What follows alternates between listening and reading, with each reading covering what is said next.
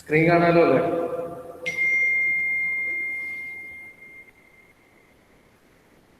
Hello sir കാണാം.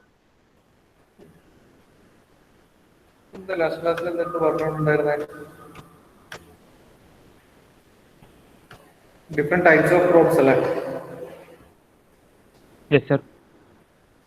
Sir എന്തൊക്കെയാണ് types of പ്രോബ്സിൽ ഏതൊക്കെയാണ് നമ്മൾ പറഞ്ഞിട്ടുണ്ടായിരുന്നത്? സർഫസ് പ്രോബ് പറഞ്ഞു, ബോൾട്ട് ഹോൾ പറഞ്ഞുകൊണ്ടിരിക്കുമ്പോൾ നിന്നുള്ള സമയം കഴിഞ്ഞാൽ ബാക്കി നമുക്ക് പറയാം. ഒരു മിനിറ്റ്.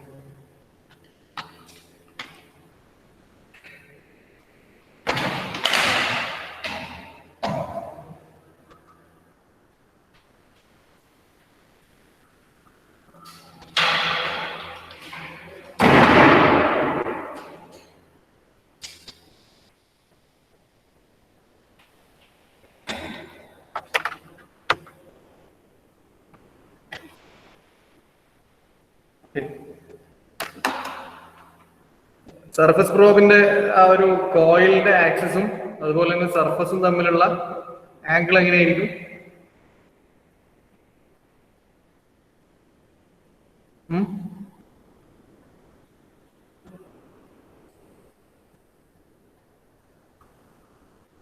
ഹലോ, പെർപെൻഡിക്കുലർ ആയിരിക്കും അല്ലെ?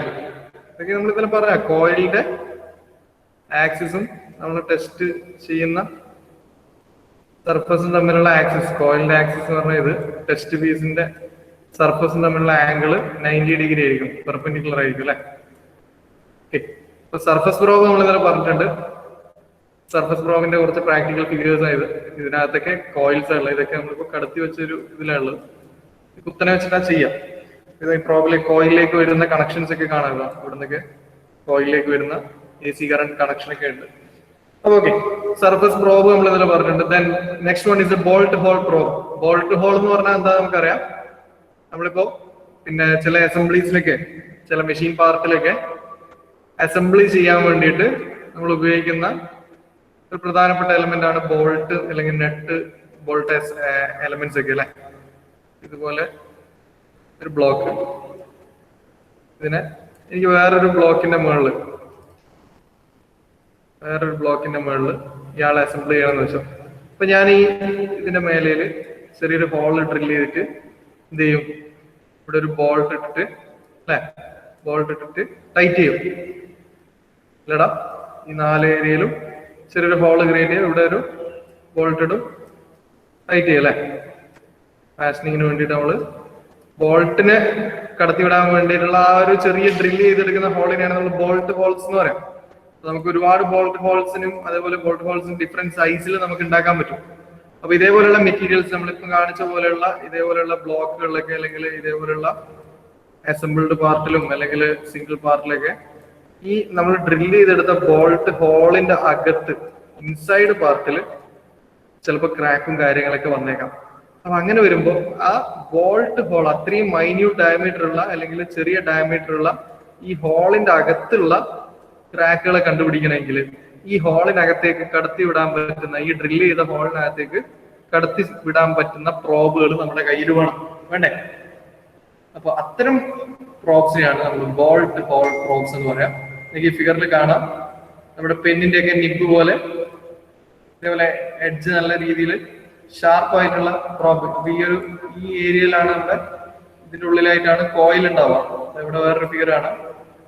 നമ്മുടെ ഒരു ബോൾട്ടിന്റെ സൈസേ ഉണ്ടാവുള്ളൂ. ഇതിനൊക്കെ ബോൾട്ടിനേക്കാളും ചെറിയ സൈസ് ആയാലല്ലേ ഈ ഹോളിലേക്ക് കടത്തി വിടാൻ പറ്റുള്ളൂ എടാ. അപ്പോ ഇത്തരം സ്മോൾ ഡയമീറ്റർ അല്ലെങ്കിൽ മൈന്യൂട്ട് ഡയമീറ്റർ കോയിൽസിനെ ബൗണ്ട് ചെയ്തിട്ടുള്ള പ്രോബുകളെയാണ് നമ്മൾ ബോൾട്ട് ഹോൾ പ്രോബ്സ് എന്ന് പറയുന്നത്. So bolt hole probes are special type of surface probe that is designed to be used with a bolt hole scanner. They have a surface coil that is mounted inside a housing that matches the diameter of the hole being inspected. നമ്മുടെ ആ ഒരു diameter ബോൾട്ടിന്റെ diameter ആയിട്ട് match ചെയ്യുന്ന പ്രോബുകളായിരിക്കും നമ്മൾ ഉപയോഗിക്കാം. Then the probe is inserted in the hole and the scanner rotates the probe within the hole. നമ്മളിപ്പോ ഒരു എലമെന്റിന്റെ bolt ഹോളിലേക്ക് ഈ പ്രോബിനെ ഇറക്കി വെച്ച് കഴിഞ്ഞാൽ ഇയാളെ അതിന്റെ അകത്തുനിന്ന് നമ്മൾ എന്ത് ചെയ്യും, അങ്ങോട്ടും ഇങ്ങോട്ടും മൂവ് ചെയ്യും അല്ലെ, മേലോട്ടും താഴോട്ടേക്ക് മൂവ് ചെയ്യും. ഒന്ന് തിരിച്ചു നോക്കും. അപ്പൊ ഇതിന്റെ ഔട്ട്പുട്ട് നേരത്തെ നമ്മൾ ഇന്നലെ പറഞ്ഞ പോലെ ഇതിന്റെ ഇമ്പിഡൻസ് അല്ലെങ്കിൽ ഇതിന്റെ കോയിലിന്റെ ഇൻഡക്ടൻസ് ഒക്കെ മെഷർ ചെയ്യാൻ വേണ്ടി ഉപയോഗിച്ച ഡിസ്പ്ലേ ആയിട്ട് കണക്ട് ചെയ്യും. അപ്പൊ എന്തെങ്കിലും ഇമ്പിഡൻസിലൊക്കെ ഗ്രാഫിലൊക്കെ മിസ്മാച്ചും കാര്യങ്ങളും ഉണ്ടെങ്കിൽ അതിന് കറസ്പോണ്ടിങ് ആയിട്ട് നമുക്ക് ക്രാക്ക് ഉണ്ട് എന്ന് ഐഡന്റിഫൈ ചെയ്യാൻ പറ്റും. സോ ബോൾട്ട് ഹോൾ പ്രോബ്സ് പറഞ്ഞാൽ ആക്ച്വലി സർഫസ് പ്രോബ് തന്നെയാണ്. ബട്ട് ആപ്ലിക്കേഷൻ എവിടെയാന്ന് വെച്ച് കഴിഞ്ഞാൽ സ്മോൾ ഡയമീറ്റർ ഡ്രിൽഡ് ഹോൾസ് ഒക്കെ മെഷർ ചെയ്യാൻ വേണ്ടിയിട്ടാണ് നമ്മൾ ഉപയോഗിക്കുന്നത്. Then അടുത്ത ടൈപ്പ് ഓഫ് പ്രോബ് ആണ് ID പ്രോബ് അല്ലെങ്കിൽ bobbin probe. ID means internal diameter. ID means internal diameter. So ID probe എന്ന് പറഞ്ഞാലും ബോബിൻ പ്രോബ് എന്ന് പറഞ്ഞാലും സെയിം ആണ്. Internal diameter probe. അപ്പൊ എന്താ ഇത് എന്തിനു വേണ്ടിയിട്ടായിരിക്കും യൂസ് ചെയ്യുക? Internal diameter probes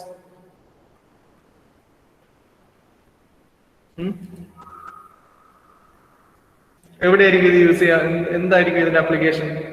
എവിടെയുള്ള defect കണ്ടുപിടിക്കാനായിരിക്കും?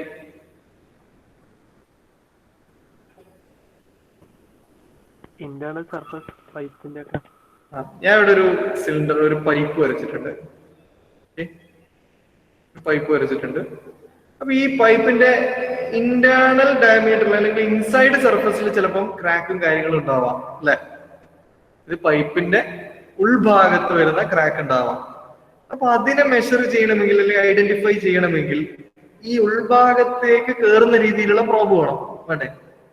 അപ്പൊ ഇതിന്റെ ഡയമീറ്റർ, ഈ പൈപ്പിന്റെ ഡയമീറ്റർ ഒരു 5 സെന്റിമീറ്റർ ആണെങ്കിൽ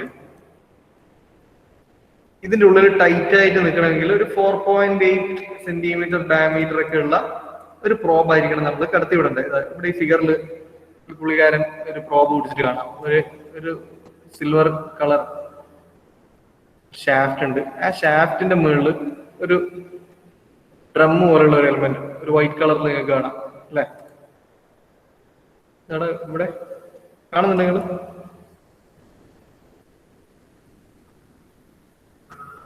ഇവിടെ തന്നെ ഒരു പൈപ്പ് വരക്കാം.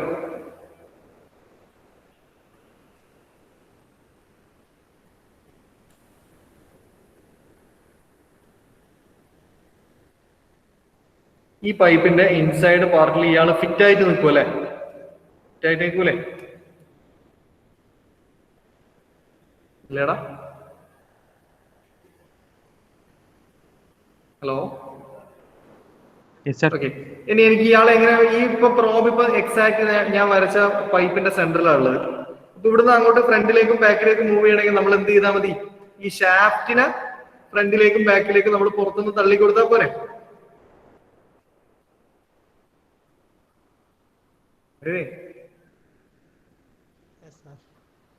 So this is internal diameter probe or bobbin probe, which are also referred to bobbin probes or feed through probe. കുറെ പേരുകൾ പറയുന്നുണ്ട്. ID probe, മറ്റൊരു പേരാണ് bobbin probe, മറ്റൊന്ന് feed through probes, which are inserted into hollow products such as pipes to inspect from the inside out. അതായത് inside പാർട്ടിൽ പൈപ്പിന്റെ inside ഏരിയയിൽ വരുന്ന ക്രാക്കും കാര്യങ്ങളിലൊക്കെ ഐഡന്റിഫൈ ചെയ്യാൻ വേണ്ടിയിട്ടാണ് ഇത് യൂസ് ചെയ്യുക. The ID probe have a housing that keeps the probe centered in the product and the coil's orientation somewhat constant related to the test surface. The coils are most commonly wound around the circumference of the probe so that the probe inspects an area around the entire circumference of the test object at one time. നമുക്ക് working എങ്ങനെയാണെന്നുള്ളതാണ് പറഞ്ഞിട്ടുള്ളത്. ഇതേപോലെ ഒരു pipe ചോദിക്കുന്ന കോയിലിന്റെ ആക്സസും പൈപ്പിന്റെ ആക്സസും തമ്മിൽ എങ്ങനെയായിരിക്കും ഉണ്ടാവുക?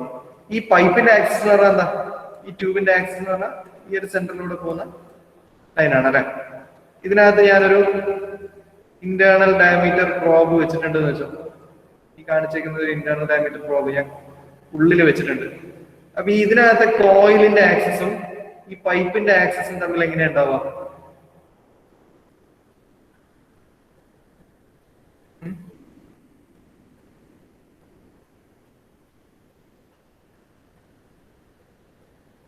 ഈ ഒരു പ്രോബില് ഈ ഇന്റേണൽ ഡയമീറ്റർ പ്രോബ് ഈ ഒരു ബ്ലോക്ക്, ഈ ഒരു വൈറ്റ് കളർ ബ്ലോക്ക് ഞാൻ ഇങ്ങോട്ടേക്ക് മാറ്റി വരക്കാണ്.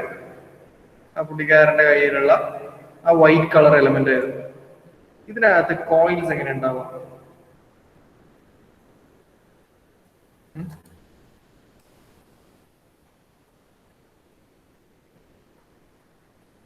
കോയിൽ വൈൻഡിങ്സ് ഇങ്ങനെയുള്ള ഉണ്ടാവുക. ഇതിൽ ഓരോ വൈൻഡിങ്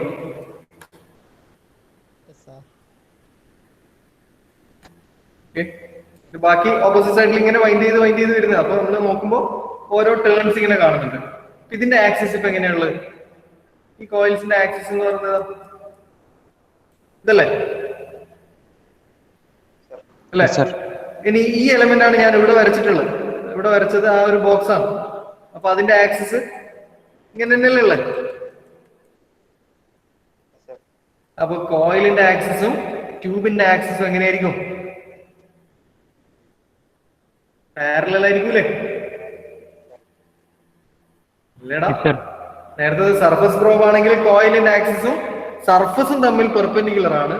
ID പ്രോബ് അല്ലെങ്കിൽ ബോബിൻ പ്രോബ് അത് അല്ലെങ്കിൽ ഫീഡ് ത്രൂ പ്രോബില് കോയിലിന്റെ ആക്സിസും നമ്മൾ ചെക്ക് ചെയ്യുന്ന സിലിണ്ടർ സ്ട്രക്ചർ അല്ലെങ്കിൽ പൈപ്പിന്റെ ആക്സിസും തമ്മിൽ പാരലൽ ആയിരിക്കും.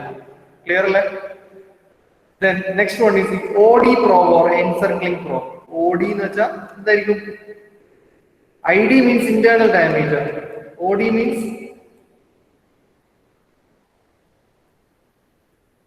the outer diameter. Outer diameter. അതായത് ഇതേപോലെ തന്നെ ഒരു സിലിണ്ടർ സ്ട്രക്ചർ. ഓക്കെ, ഒരു സിലിണ്ടർ സ്ട്രക്ചർ ഉണ്ട്. നമ്മളിപ്പോ ഇന്റേണൽ ഉള്ള കാര്യങ്ങളെ കണ്ടുപിടിക്കാൻ ID പ്രോബ് ഉപയോഗിക്കും. ഈ സിലിണ്ടറിന്റെ പുറത്ത് നമ്മൾ കാണുന്ന ഭാഗം ഔട്ടറിൽ വരുന്ന അല്ലെങ്കിൽ എക്സ്റ്റേണൽ സർഫസിൽ വരുന്ന ക്രാക്കിനെയും കാര്യങ്ങളും കണ്ടുപിടിക്കാൻ വേണ്ടി നമ്മൾ ഇതിന്റെ മുകളിലും പ്രോബ് അപ്ലൈ ചെയ്യും. ആ പ്രോബ് എന്ന് പറയുന്നതാണ് എൻസർക്ലിംഗ് പ്രോബ്. നമ്മൾ ഇന്നലെ പറഞ്ഞ വള, ഇത് ഞാൻ എന്റെ കൈ ആയിട്ട് കൺസിഡർ ചെയ്യാം.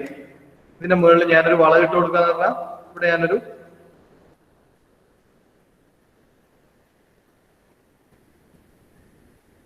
ഇതുപോലെ ഇതിനെ കവർ ചെയ്യുന്ന രീതിയിൽ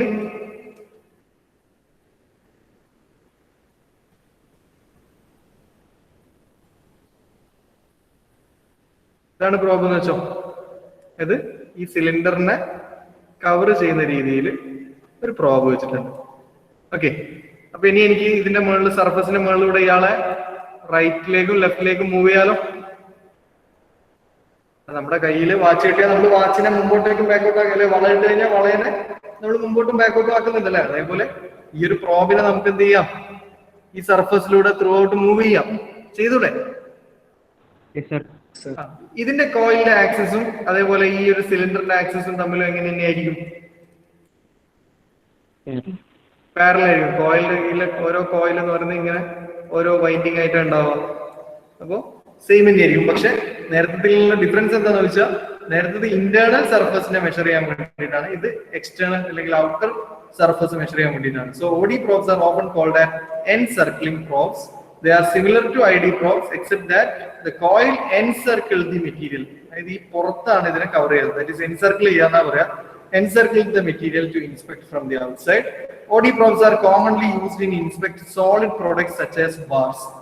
നമ്മളെ മെറ്റൽ ബാർസിന്റെ ഒക്കെ external surface eddy current testing വെച്ചിട്ട് ചെയ്യണമെങ്കിൽ നമ്മൾ ഉപയോഗിക്കുന്ന പ്രോബാണ് encircling probe or OD probe. Clear? നമ്മൾ 4 ടൈപ്പ് പ്രോബുകളെ പറ്റി പറഞ്ഞു. സർഫസ് പ്രോബ് പറഞ്ഞു, ബോൾട്ട് ഹോൾ പ്രോബ് പറഞ്ഞു, ID പ്രോബ് അല്ലെങ്കിൽ ബോബിൻ പ്രോബ് അല്ലെങ്കിൽ ഫീഡ് ത്രൂ പ്രോബ് പറഞ്ഞു, ഔട്ടർ ഡയമീറ്റർ പ്രോബ് അല്ലെങ്കിൽ എൻസർക്ലിംഗ് പ്രോബ് എന്താണെന്നും പറഞ്ഞു. ക്ലിയർ അല്ലേ? അപ്പൊ ഇത് പ്രോബിന്റെ ഒരു ക്ലാസിഫിക്കേഷൻ ആണ് ബേസ്ഡ് ഓൺ കോൺഫിഗറേഷൻ. ECT പ്രോബിന്റെ first classification based on configuration. ഇനി ഇതേ പ്രോബിനെ തന്നെ വേറൊരു രീതിയിൽ ക്ലാസിഫൈ ചെയ്യാം. ഇതാണ് ഏറ്റവും ഇമ്പോർട്ടന്റ്. മോഡ്സ് ഓഫ് ഓപ്പറേഷനെ ബേസ് ചെയ്തിട്ടുള്ള classification. Classification of probes based on modes of operation എക്സാമിന് വന്നിട്ടുണ്ട്. ഇതിനകത്ത് ഒന്ന് മാത്രം ചോദിച്ചിട്ടും അല്ലെങ്കിൽ ഈ ഒരു ക്ലാസിഫിക്കേഷൻ മൊത്തം എക്സ്പ്ലെയിൻ ചെയ്യാൻ വേണ്ടിയിട്ടും ചോദിച്ചിട്ടുണ്ട്. മൊത്തം ഈ 3 എഴുതാൻ വേണ്ടി ചോദിച്ചത് 10 മാർക്കിനും ഇതിനകത്ത് തന്നെ ഡിഫറൻഷ്യൽ പ്രോബ് മാത്രം ഒരു തവണ ചോദിച്ചത് 4 മാർക്കിനോ 5 മാർക്കിനോ ഞാൻ ചോദിച്ചിട്ടുണ്ടായിരുന്നു. ഇത് ഏറ്റവും ഇമ്പോർട്ടന്റ് ക്ലാസിഫിക്കേഷൻ ആണ് based on modes of operation. അതായത് പ്രോബിന്റെ ഓപ്പറേഷൻ മോഡിനെ ഡിപ്പെൻഡ് ചെയ്തിട്ടുള്ള ക്ലാസിഫിക്കേഷൻ. അതിൽ 3 ടൈപ്പാണ് ഉള്ളത്. Absolute probe, differential probe, hybrid probe. Absolute, differential, hybrid. ഓർമ്മ പേര് മറന്നുപോലെ എക്സാമിന് classification of eddy current testing probes എന്ന് ചോദിച്ചു കഴിഞ്ഞാൽ 2 ക്ലാസിഫിക്കേഷൻ നിങ്ങൾ എഴുതണം. ഒന്ന് ബേസ്ഡ് ഓൺ കോൺഫിഗറേഷൻ, മറ്റൊന്ന് based on modes of operation. So configuration based 4 classification: surface probe, bolt hole probe, ID probe, OD probe. Then based on modes of operation, the 3 classification. First one is the absolute probe, second one is the differential probe, third one is the hybrid probe. നമുക്ക് എന്താണ് absolute probe എന്നുള്ളത് നോക്കാം. Absolute probe ആണ് നമ്മൾ ഇതിന്റെ working പ്രിൻസിപ്പിളിലൊക്കെ പറഞ്ഞിട്ടുള്ളത്. Absolute probes generally have a single test coil. ഇതൊക്കെയാണ് ഇതിൽ ഏറ്റവും ഇമ്പോർട്ടന്റ് ആയിട്ടുള്ളത്. ഞാനിവിടെ അണ്ടർലൈൻ ചെയ്യാം. Have a single test coil that is used to generate eddy current and sense the changes in eddy current field. As discussed in the physics section, AC is passed through the coil and this set up an expanding and collapsing magnetic field. നമുക്ക് സംഭവം എന്താന്ന് പറയാം. ഈ സർക്യൂട്ടില് നമ്മുടെ test probe ഇതാണ് നമ്മുടെ probe അല്ലെ. Coil ഇവിടെയല്ലുള്ള ഇല്ലടാ. ഓ ഓക്കെ, ഇവിടെ നമ്മൾ പറഞ്ഞിട്ടുണ്ട്, നമ്മളിവിടെ അണ്ടർലൈൻ ചെയ്ത് പറഞ്ഞിട്ടുണ്ട്, absolute probes have a single test coil. ഒറ്റൊരു കോയിലേ ഉണ്ടാവുള്ളൂ. ഇവിടെ ഒരു കോയിലേ ഉള്ളൂ. ഇവിടെ ഒരു ടെസ്റ്റ് പീസും ഉണ്ട്. ഇവിടെ ടെസ്റ്റ് പീസ് ഉണ്ട്, ഒരു കോയിലും ഉണ്ട്. ഈ കോയിലിലേക്ക് നമ്മൾ എന്ത് ചെയ്യുന്നു? AC കറണ്ട് കൊടുക്കണം അല്ലെ. ആ AC കറണ്ട് എല്ലാം കൊടുക്കുന്ന യൂണിറ്റ് ആണ് ഇത്രയായിട്ട് കാണിച്ചിട്ടുള്ളത്. ഒരു oscillator, resistor, reference coil, detector എന്നൊക്കെ പറഞ്ഞിട്ടുള്ള ഇത്രയും യൂണിറ്റ്. ഇതൊന്നും നമുക്ക് വേണ്ട. നമുക്ക് സിമ്പിൾ ആയിട്ട് ഇതിനെ മാറ്റി വരയ്ക്കുകയാണെങ്കിൽ ഒരു ടെസ്റ്റ് പീസ്, നമ്മൾ വർക്കിംഗ് പ്രിൻസിപ്പിളിലൊക്കെ വരച്ച പോലെ ഒരു ടെസ്റ്റ് പീസ്, ഒരു സിംഗിൾ കോയില്, ദെൻ ഈ കോയിലിലേക്ക് നമ്മൾ എന്ത് ചെയ്യും? ഒരു AC കറണ്ട് കൊടുക്കണം. അതേപോലെ ഈ കോയിലിൽ നിന്ന് ഔട്ട്പുട്ട് എടുത്തിട്ട് നമുക്ക് എന്ത് ചെയ്യണം? ഡിസ്പ്ലേ കാണണം. നമ്മൾ ഔട്ട്പുട്ട് കാണണം. ആ ഡിസ്പ്ലേ യൂണിറ്റ് ആണ് ഇവിടെ കാണിച്ചിട്ടുള്ളത്, അബ്സല്യൂട്ട് ഡിസ്പ്ലേ. അപ്പൊ ഇത്രയും ഏരിയയിലുള്ള ഇതെല്ലാം കണ്ടിട്ട് പേടിക്കാൻ വേണ്ട, അതിൽ പോട്ടെ. അതൊരു AC സർക്യൂട്ട് ആണെന്ന് മാത്രം കൺസിഡർ ചെയ്യാം. നമുക്ക് വേണ്ടത് കോയിലും ഡിസ്പ്ലേയും ടെസ്റ്റ് പീസും.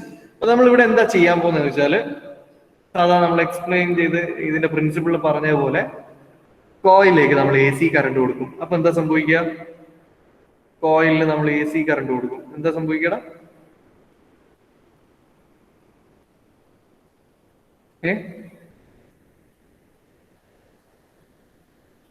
എന്ത് പറ്റും? കോയിൽ നമ്മൾ AC കറണ്ട് കൊടുക്കും. എന്താ സംഭവിക്കുക? ഒന്നും സംഭവിക്കില്ല.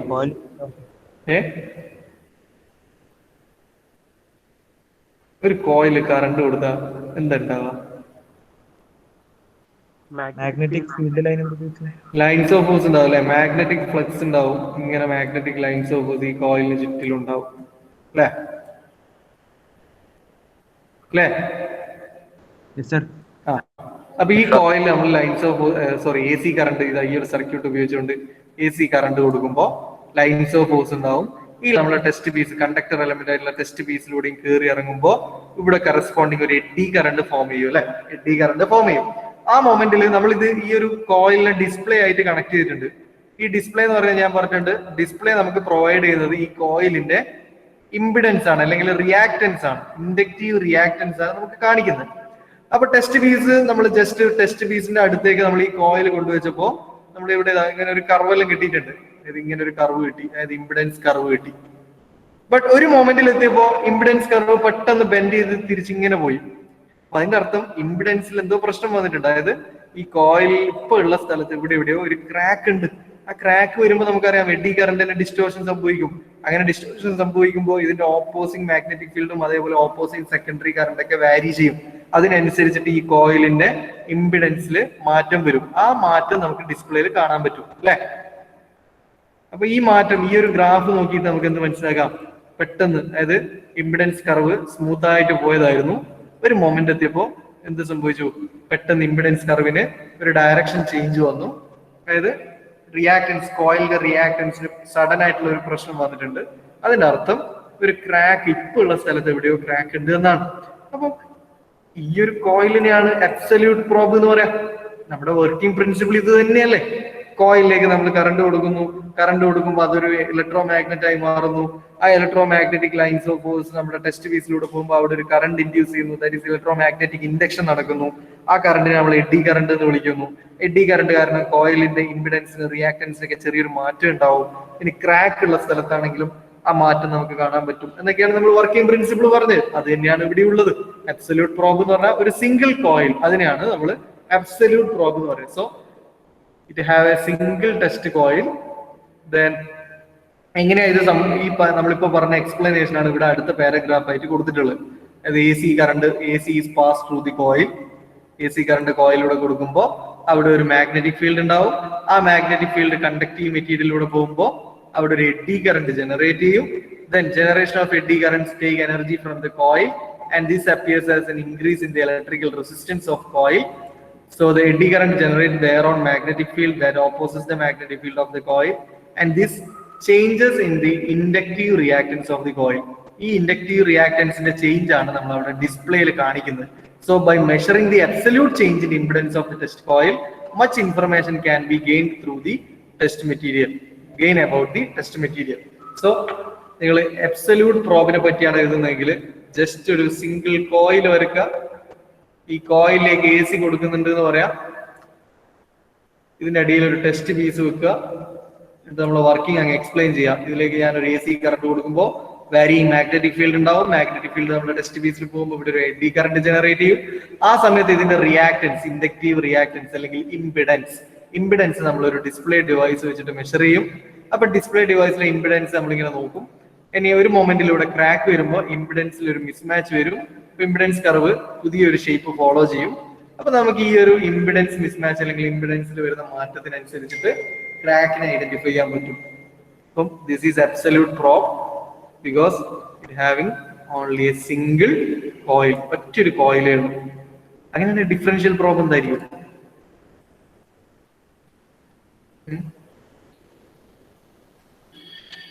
ഡിഫറൻഷ്യൽ പ്രോബ് എന്തായിരിക്കും? ഇതിൽ ഏറ്റവും ഇമ്പോർട്ടന്റ് പോയിന്റ് ഞാൻ പറഞ്ഞു, it have a single test coil. അങ്ങനെയാണ് ഡിഫറൻഷ്യൽ പ്രോബില്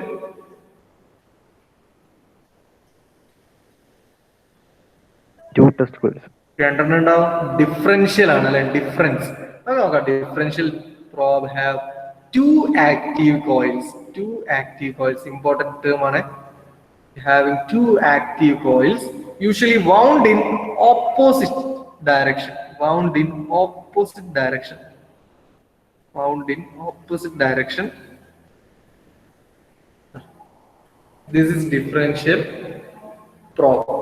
ഇവിടെ ഇപ്പൊ എത്ര കോയിൽ നിങ്ങൾക്ക് കാണാം?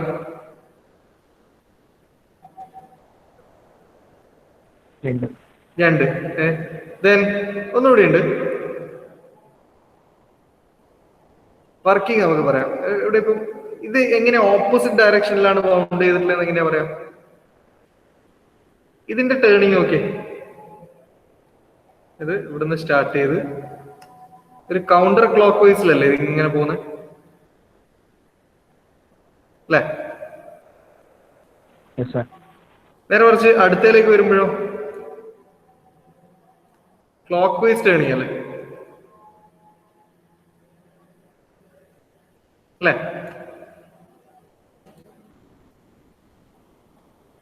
Hello, okay. അപ്പോ നമ്മൾ പറയേണ്ട രണ്ട് പ്രധാനപ്പെട്ട പോയിന്റ്, ഒന്ന് ഇതിൽ രണ്ട് കോയിൽ ഉണ്ടാവും. രണ്ട് കോയിലിന്റെയും വൈൻഡിങ്സ് ഓപ്പോസിറ്റ് ഡയറക്ഷനിലാണ് വൈൻഡിങ്സ് ഉള്ളത്. പിന്നെ ഉള്ളത് ഈ രണ്ട് കോയിൽ നമ്മൾ സീരീസ് ആയിട്ട് കണക്ട് ചെയ്തിട്ടുണ്ട്. അതായത് ഒരു കോയിലിന്റെ ഒരു എൻഡിൽ മറ്റേ കോയിലിന്റെ എൻഡ് ഇവിടെ കണക്ട് ചെയ്തിട്ടുണ്ട്. ഓക്കെ. എന്നിട്ട് ഈ രണ്ട് കോയിലിന്റെയും സീരീസ് കണക്ഷൻ, അപ്പൊ രണ്ട് ലെഡ് ബാക്കിയുള്ളത്.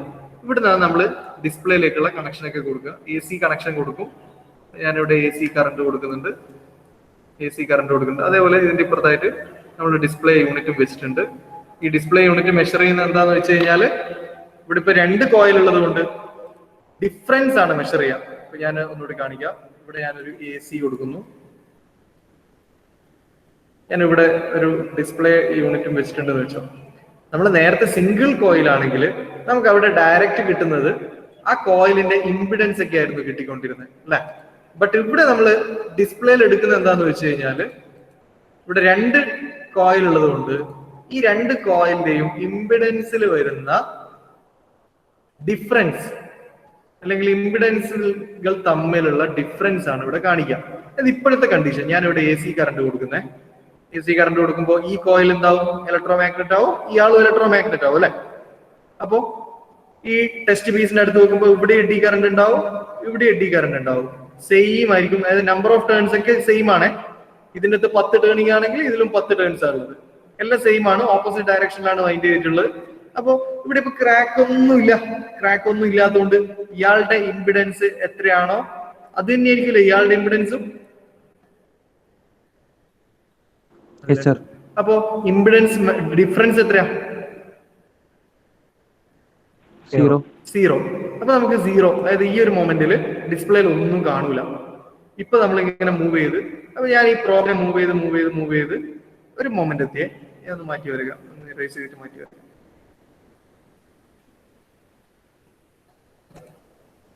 ഞാൻ ഇയാളെ ഇവിടെ ഇങ്ങോട്ടേക്ക് മൂവ് ചെയ്യുന്നത്. അപ്പൊ ഈ ഒന്നാമത്തെ കോയിലില്ലേ, ഒന്നാമത്തെ കോയില് ഇവിടെയും, രണ്ടാമത്തെ കോയില് ഇവിടെയുള്ളത്. ഓക്കെ, അപ്പൊ ഈ ഒന്നാമത്തെ കോയിലിന്റെ താഴെ ഇപ്പൊ എന്തുണ്ട്? ക്രാക്ക് ഉണ്ടല്ലേ, ഇല്ലേ? Yes, sir. രണ്ടാമത്തെ കോയിലിന്റെ താഴെ ക്രാക്ക് ഉണ്ടോ? ഇല്ല. അപ്പൊ ഇയാളുടെ ഇമ്പിഡൻസും തമ്മിൽ എന്തെങ്കിലും മാറ്റം ഉണ്ടാവോ, അല്ലെങ്കിൽ സെയിം തന്നെയായിരിക്കും? ഡിഫറൻസ് ഉണ്ടാവും. ഇവര് തമ്മിലുള്ള ഒരു ഡിഫറൻസ് ഉണ്ടാവും. അതായത് രണ്ടാളുടെ ഇമ്പിഡൻസും മിസ്മാച്ച് വന്നു. കാരണം ഇവിടെ ഇപ്പൊ ക്രാക്ക് ഒന്നും ഇല്ലാത്ത കണ്ടീഷനാണ്, ഇനീഷ്യൽ കണ്ടീഷനിൽ പോലെ തന്നെയാണുള്ളത്. പക്ഷെ രണ്ടാമത്തെ കോയിലിന്റെ താഴെ ക്രാക്ക് ഉള്ളത് കൊണ്ട് ഇവിടുത്തെ എഡ്ഡി കറണ്ടിന്റെ ഡിസ്ട്രിബ്യൂഷനും അതുപോലെ തന്നെ ഇവിടെ വരുന്ന ഓപ്പോസിംഗ് മാഗ്നറ്റിക് ഫീൽഡ് ഒക്കെ മാറി ഈ കോയിലിന്റെ റിയാക്ടൻസ് തന്നെ മാറിയിട്ടുണ്ട്. അപ്പോ ഇവര് തമ്മിൽ ഒരു ഡിഫറൻസ് ഉണ്ടാവും. അപ്പൊ ആ ഡിസ്പ്ലേ ഡിവൈസിൽ പെട്ടെന്ന് നമ്മുടെ ഈ ഒരു പ്രോബ് മൂവ് ചെയ്ത് ഈ ഒരു പോയിന്റിൽ എത്തുമ്പോൾ എന്ത് സംഭവിക്കുക വെച്ചാല് നമുക്കൊരു മിസ്മാച്ചിന്റെ കർവ് കാണിക്കും, അല്ലെങ്കിൽ ആ ഒരു ഡിഫറൻസിന്റെ കർവ് കാണിക്കും. അപ്പൊ എത്ര ഡിഫറൻസ് ഉണ്ട് എന്നുള്ളതും എത്ര നേരം ഈ ഡിഫറൻസ് നിൽക്കുന്നുണ്ട് എന്നുള്ളതൊക്കെ നോക്കിയിട്ട് നമുക്ക് ഈ ക്രാക്കിനെ പറ്റിയുള്ള ഏതാണ്ട് ഐഡിയാസ് മനസ്സിലാക്കാൻ പറ്റും. ഇനി അടുത്ത മൊമെന്റിൽ ഇയാൾ ഇപ്പുറത്തെത്തും, ഈ കോയിൽ ഇപ്പുറത്തെത്തും, ഫസ്റ്റ് കോയിൽ ക്രാക്കിന്റെ അടുത്തെത്തും. എന്നപ്പോഴും ഇതേപോലെ തന്നെ ഒരു ഇമ്പിഡൻസ് മിസ്മാച്ചിന്റെ അല്ലെങ്കിൽ ഒരു ഡിഫറൻസിന്റെ കർവ് കാണിക്കും. ഇനി കുറച്ചും കൂടി കഴിഞ്ഞാൽ ഈ കംപ്ലീറ്റ് അസംബ്ലി ക്രാക്ക് ഇല്ലാത്ത, നേരത്തെ ഉള്ള പോലെ ഇവിടെ ഇപ്പൊ ക്രാക്ക് ഇല്ലാത്ത സ്ഥലത്തെത്തും. അപ്പൊ നമുക്ക് 0 റീഡിങ് കാണിക്കും. സോ ഡിഫറൻഷ്യൽ എന്ന് പേര് വരുന്നത് ഡിഫറൻസ് ആണ് നമുക്ക് കാണിക്കുന്നത്. എന്തിന്റെ ഡിഫറൻസ് ആണ് കാണിക്കുന്നത്? When the two coils are over a flow free area of the test sample, there is no differential signal. രണ്ടാളുടെയും സെയിം ആയതുകൊണ്ട്, ഇമ്പിഡൻസ് സെയിം ആയതുകൊണ്ട്. However, when one coil is over the defect and the other is over the good material, a differential signal is produced. So differential എന്ന് പേര് വരുന്നത് തന്നെ രണ്ടാളുള്ളത് കൊണ്ടാണ്. രണ്ടാളുടെ difference ആണ് നമുക്ക് ഡിസ്പ്ലേയിൽ റിസൾട്ട് ആയിട്ട് കിട്ടുന്നത്. ക്ലിയർ ആണോ? Okay. So differential problem once എക്സാമിന് ചോദിച്ചിട്ടുണ്ട്. ദെൻ റിഫ്ലക്ഷൻ പ്രോബ്ലം, ഇത് വേറൊരു ടൈപ്പാണ്. നമ്മൾ ഇതിന്റെ ക്ലാസിഫിക്കേഷന്റെ പേര് പറയുമ്പോൾ ഇയാളുടെ പേര് ഇവിടെ പറഞ്ഞിട്ടില്ല. ഡിഫറൻഷ്യൽ പ്രോബ് എന്ന് പറയുന്നതിന് പോലെ തന്നെ ഇതിന്റെ വേറൊരു എലമെന്റ് ആണ് റിഫ്ലക്ഷൻ പ്രോബ്. ആവശ്യം ഉണ്ടോ എന്ന് വെച്ചാൽ ഉണ്ട്, നമുക്ക് നോക്കാം. ഇവിടെ റിഫ്ലക്ഷൻ പ്രോബിനും ഡിഫറൻഷ്യൽ പ്രോബ് പോലെ തന്നെ having 2 coils similar to differential probe, but one coil is used to excite the eddy current and other is used to sense the changes in test material. Figure വെച്ചിട്ട് പറയാം. ഇവിടെ 2 coil തന്നെയാണുള്ളത്. Okay, 2 coil തന്നെയാണുള്ളത്. ഇവിടെ ഈ ഒരു figure, ഇവിടെ ഇപ്പൊ ഫസ്റ്റ് കോയിൽ, ഇവിടുന്ന് ടേണിങ്സ് കംപ്ലീറ്റ് ആക്കിയിട്ടുള്ള ഈ ഒരു കോയിൽ. അതേപോലെ രണ്ടാമത്തെ കോയിൽ ഇവിടുന്ന് തുടങ്ങി ഇവിടുന്ന് ടേണിങ് ഇങ്ങനെ കംപ്ലീറ്റ് ആക്കിയിട്ട് അതിന്റെ മറ്റേ എൻഡ് ഇതാ ഇപ്പുറത്ത് വന്നിട്ടുണ്ട്. ഓക്കെ, ഇത് നമ്പർ 1, ഈ അപ്പുറം ഇപ്പുറം ഉള്ളത് നമ്പർ 2. ഓക്കെ, ഇതിനകത്ത് എങ്ങനെയാണ് വർക്കിംഗ് എന്നുള്ളത്, ഇതിന് എന്തിനാണ് ഈ 2 കോയിൽ? നേരത്തെ പോലെ ഡിഫറൻസ് എടുക്കാൻ വേണ്ടിയിട്ടാണോ അല്ല വേറെ എന്തെങ്കിലും പർപ്പസ് ആണോ എന്നുള്ളത്. ഇതിലെന്താ പരിപാടി എന്ന് വെച്ചാൽ, ഇതിലെ ഒന്നാമത്തെ കോയിൽ നമ്പർ 1, ഈ ഫസ്റ്റ് കോയിലിന്റെ ഫംഗ്ഷൻ എന്താന്ന് വെച്ചാൽ ഇതിൽ മാത്രമേ നമ്മൾ AC കറണ്ട് കൊടുക്കുള്ളൂ. AC കറണ്ട് ഇതിനാ കൊടുക്കുക. അപ്പൊ ഇയാൾ എന്ത് ചെയ്യും? ഇലക്ട്രോ മാഗ്നറ്റ് ആവും. ഇതിന് ചുറ്റിലും എഡ്ഡി കറണ്ട്സ് ജനറേറ്റ് ചെയ്യും അല്ലെ? എഡ്ഡി കറണ്ട്സ് ജനറേറ്റ് ചെയ്യും. അപ്പൊ എഡ്ഡി കറണ്ട് ജനറേറ്റ് ചെയ്യും. അപ്പൊ ഈ കോയിലിന്റെ ലൈൻസ് ഓഫ് ഫോഴ്സ് ഇങ്ങനെ പോകുന്നുണ്ടാവും അല്ലെ? ആവൂലേ? ഇല്ലടാ,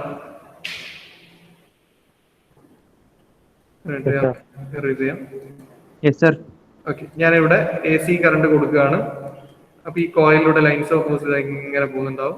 ഇപ്പൊ രണ്ടാമത്തെ കോയിലിനെ കട്ട് ചെയ്യുന്നുണ്ട്. അതുകൊണ്ട് തന്നെ ഈ രണ്ടാമത്തെ കോയിലിൽ ഞാൻ ഒരു ഔട്ട്പുട്ട് എടുക്കുകയാണെങ്കിൽ എനിക്കൊരു ഔട്ട്പുട്ട് കിട്ടും. കാരണം ഈ ഒന്നാമത്തെ കോയിലിലെ ലൈൻസ് ഓഫ് ഫോഴ്സ് രണ്ടാമത്തേനെ കട്ട് ചെയ്യുന്നുണ്ട്. ഇപ്പൊ ക്രാക്ക് ഒന്നും ഇല്ലാത്ത കണ്ടീഷനിലാണെങ്കിൽ എനിക്ക് ഇവിടെ ഒരു കോൺസ്റ്റന്റ് ഔട്ട്പുട്ട് കിട്ടിക്കൊണ്ടേയിരിക്കും അല്ലെ? നേരെ മറിച്ച് ഇപ്പൊ ഈ സെന്ററിലുള്ള കോയിലിന്റെ ഈ ഭാഗത്ത് എവിടെയെങ്കിലും ഒരു ക്രാക്ക് ഉണ്ടെങ്കിൽ ഈ കട്ട് ചെയ്യുന്ന മാഗ്നറ്റിക് ഫീൽഡിന് മാറ്റം വരും അല്ലെ. എഡി കറണ്ട് കാരണമുള്ള ഓപ്പോസിറ്റ് മാഗ്നറ്റിക് ഫീൽഡൊക്കെ വരുമ്പോൾ ഒരു ചെറിയ ചേഞ്ച് ഉണ്ടാവും. ആ ചേഞ്ച് നമുക്ക് ഇവിടെ ഐഡന്റിഫൈ ചെയ്യാൻ പറ്റും. അപ്പോ രണ്ട് കോയിൽ ഉണ്ടെങ്കിലും നേരത്തെ പോലെ ഡിഫറൻസ് എടുക്കാൻ വേണ്ടിയിട്ടൊന്നുമല്ല ഈ രണ്ട് കോയിൽ. ഒരാള് എഡി കറണ്ടിനെ ജനറേറ്റ് ചെയ്യാനും മറ്റേ ആള് എന്തെല്ലാം ചേഞ്ച് ഉണ്ട് എന്നുള്ള ചേഞ്ച് ഐഡന്റിഫൈ ചെയ്യാൻ വേണ്ടിയിട്ട്. അതാണ് ഇവിടെ പറഞ്ഞിട്ടുള്ളത്. Reflection probes have two coils similar to differential probe, but one coil is used to excite the eddy current. ഒന്ന് എഡി കറണ്ടിനെ ഉണ്ടാക്കാൻ വേണ്ടിയാണ്. മറ്റൊന്ന് other is used to sense the changes in the test material. Crack ഉണ്ടോ ഇല്ലയോ എന്നുള്ളതൊക്കെ മനസ്സിലാക്കാൻ വേണ്ടിയാണ്. ക്രാക്ക് ഒന്നും ഇല്ലെങ്കിൽ ഞാൻ നേരത്തെ പറഞ്ഞ പോലെ ഇവിടുന്ന് ഇങ്ങനെ കോൺസ്റ്റന്റ് ലൈൻസ് ഓഫ് ഫോഴ്സ് ഇങ്ങനെ വരുന്നതുകൊണ്ട് ഈ കോയിലിന്റെ സെക്കൻഡ് കോയിലിന്റെ അബൌട്ട് ആയിട്ട് നമ്മൾ ഇവിടുന്ന് ഒരു ഔട്ട്പുട്ട് എടുക്കുകയാണെങ്കിൽ ഒരു കോൺസ്റ്റന്റ് ഔട്ട്പുട്ട് കിട്ടുമായിരുന്നു. നേരെ മറിച്ച് ഇവിടെ എന്തെങ്കിലും ഒരു ക്രാക്ക് ഉണ്ട്, ഈ സെന്ററിലെ കോയിലിന്റെ അടിയിൽ ഒരു ക്രാക്ക് ഉണ്ടെങ്കിൽ നമുക്ക് ഇവിടെ കിട്ടുന്ന ഔട്ട്പുട്ടിൽ ഒരു വേരിയേഷൻ ഉണ്ടാവും. സോ ഇതാണ് റിഫ്ലക്ഷൻ പ്രോബ് എന്ന് പറയുന്നത്. ഒന്നിന്റെ പ്രവർത്തനം കാരണം മറ്റേത് ഔട്ട്പുട്ട് തരികയാണ്. ഒരു റിഫ്ലക്ഷൻ, ഒന്നിൽ വരുന്ന പ്രശ്നങ്ങൾ കൊണ്ടുള്ള കാര്യങ്ങളെ രണ്ടാമത്തെ ആള് മനസ്സിലാക്കി തരികയാണ്. സോ ഇത് ഒരു ടൈപ്പ് ഓഫ് റിഫ്ലക്ഷൻ പ്രോബാണ്. ഇവിടെ വേറൊരു റിഫ്ലക്ഷൻ പ്രോബ് കാണിച്ചിട്ടുണ്ട്. ഇവിടെയും രണ്ട് കോയിലുള്ളതാണ്. ഒന്നാമത്തെ കോയിൽ ഇവിടുന്ന് സ്റ്റാർട്ട് ചെയ്തിട്ട് ഇപ്പുറത്ത് ഇവിടെ എൻഡ് ചെയ്തിട്ടുണ്ട്. അതേപോലെ രണ്ടാമത്തെ കോയിൽ ഈ എൻഡ് നിന്ന് സ്റ്റാർട്ട് ചെയ്തിട്ട് ഇവിടെ എൻഡ് ചെയ്തിട്ടുണ്ട്. അപ്പൊ ഇവിടെയും ഒന്നിനകത്ത് നമ്മൾ AC കൊടുക്കും, മറ്റേ ആള് ആ ചേഞ്ച് മെഷർ ചെയ്യും. ഇവിടെ ഇതാ വേറൊരു ടൈപ്പ് സർഫസ് റിഫ്ലക്ഷൻ പ്രോബ് ആയത്. ഇവിടെ രണ്ട് കോയിലുണ്ട്. ഇതിനകത്ത് ഒന്നിനകത്ത് ഞാൻ AC കൊടുക്കും, ഇവിടെ ആയിരിക്കും ചിലപ്പോൾ AC കൊടുക്കുന്നുണ്ടാവും. അപ്പൊ ഇതിനകത്ത് ഇങ്ങനെ ലൈൻസ് ഓഫ് ഫോഴ്സ് ഇങ്ങനെ ടെസ്റ്റ് പീസിന് നമ്മുടെ മേലത്തെ കോയിലൂടെ വരുമ്പോൾ മേലത്തെ കോയിലിൽ നമുക്കൊരു ഔട്ട്പുട്ട് കിട്ടും. ഇനി ഈ ടെസ്റ്റ് പീസിൽ എന്തെങ്കിലും ക്രാക്ക് ഉണ്ടെങ്കിൽ ഈ ഔട്ട്പുട്ട് കിട്ടിക്കൊണ്ടിരിക്കുന്ന ഔട്ട്പുട്ടിൽ ഒരു വേരിയേഷൻ ഉണ്ടാവും. അപ്പൊ ഇവിടെയും ഇതൊരു ടൈപ്പ് ഓഫ് റിഫ്ലക്ഷൻ പ്രോബാണ്. വേറൊരു റിഫ്ലക്ഷൻ പ്രോബായത്. ഇവിടെ ഫസ്റ്റ് കോയിൽ ഇവിടുന്ന് സ്റ്റാർട്ട് ചെയ്ത് ഇവിടെ എൻഡ് ചെയ്തു. രണ്ടാമത്തെ കോയിൽ ഇവിടുന്ന് സ്റ്റാർട്ട് ചെയ്തു ഇവിടെ എൻഡ് ചെയ്തു. ഇതിന്റെ അകത്ത് ഒന്നിന് നമ്മൾ AC കറണ്ട് കൊടുക്കുമ്പോൾ കറസ്പോണ്ടിങ് ചേഞ്ച് സെക്കൻഡ് കോയിലിൽ കിട്ടും. So this is reflection probe. Clear ആണോ? Yes, sir. Okay.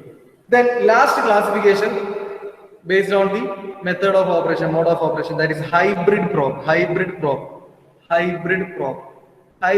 എന്ന് പറഞ്ഞാൽ ഒന്നുമില്ല, പിന്നെ ഒരു ഡി ഷേപ്പ്. നിങ്ങൾ ഇവിടെ ഒരു ഫിഗറിൽ ഇത് തന്നെ നോക്കാം. ഇവിടെ ഒരു രണ്ട് ഡി ഷേപ്പ് ഉണ്ട് അല്ലെ. ഇതേപോലെ ഒരു ഓവൽ ഷേപ്പ് പ്രോബിനാണ് ഹൈബ്രിഡ് പ്രോബ് എന്ന് പറയാം. അത് ഇതിനകത്ത് രണ്ട് കോയിൽസ് ഉണ്ടാവും. അതൊരു ഡി ഷേപ്പിൽ ഓപ്പോസിറ്റ് വൈൻഡിങ് ആക്കിയിട്ട് വെച്ചിട്ട് ഉണ്ടാവാം. നമ്മൾ നേരത്തെ ഡിഫറൻഷ്യൽ പ്രോബിന്റെ എല്ലാം വർക്കിംഗ് പറഞ്ഞ പോലെ തന്നെയാണ്. അപ്പൊ ഈ ഒരു ഹൈബ്രിഡ് എന്ന് പേര് വരാൻ കാരണം ഒന്നിലധികം കോയിൽസിനെ ഒരു സിംഗിൾ യൂണിറ്റിനകത്ത് വൈൻഡ് ചെയ്ത് വെച്ചുകൊണ്ടാണ്. നമുക്ക് അത്ര ഇമ്പോർട്ടന്റ് അല്ല, എന്നാലും പേര് അറിഞ്ഞിരിക്കണം, എന്താണ് എന്നുള്ളത് നോക്കണം. ഒന്നുകൂടി ഞാൻ ഇറേസ് ചെയ്തിട്ട് പറയാം.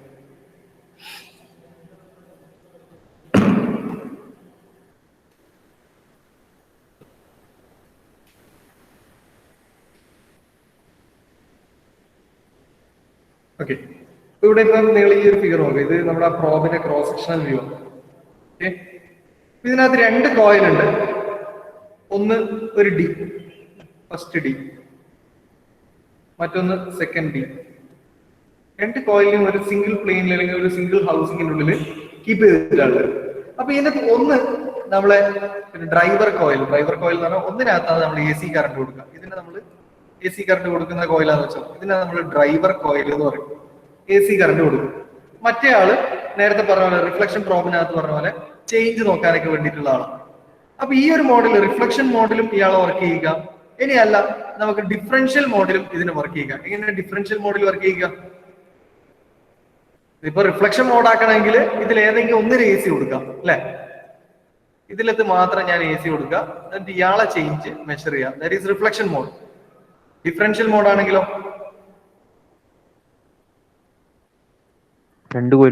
രണ്ടും കൂടിയിട്ട് സീരീസ് ആയിട്ട് കണക്ട് ചെയ്യാം, എന്നിട്ട് രണ്ടിലും കൂടി AC കൊടുക്കുക, എന്നിട്ട് ഇവരുടെ ഡിഫറൻസ് മെഷർ ചെയ്യാം അല്ലെ. സോ നമുക്ക് റിഫ്ലക്ഷൻ ആൻഡ് ഡിഫറൻഷ്യൽ മോഡിൽ വർക്ക് ചെയ്യിക്കാൻ പറ്റുന്ന രീതിയിലുള്ള ഹൈബ്രിഡ് എലമെന്റ് ആണ് ഹൈബ്രിഡ് കോയിൽ എന്ന് പറയുന്നത്. സോ ഇതിനകത്ത് രണ്ട് കോയിൽസ് ഉണ്ടാവുക.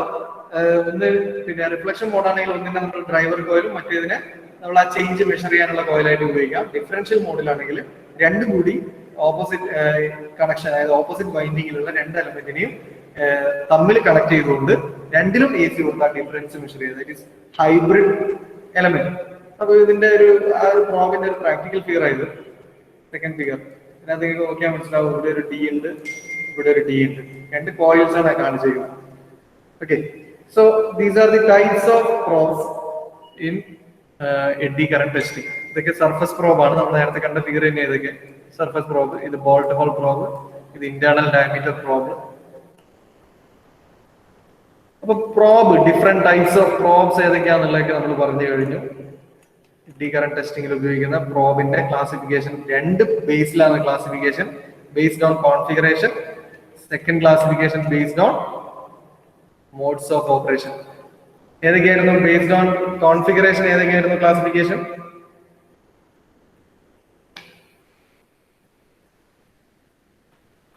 പെട്ടെന്ന് പറ, സമയമായി.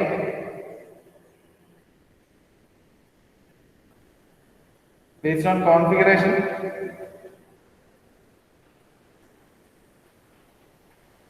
എന്റെ ഫോണി ഇത്രയും നേരം പറഞ്ഞിട്ട് surface, bolt hole, internal diameter, outer diameter. Then based on modes of operation,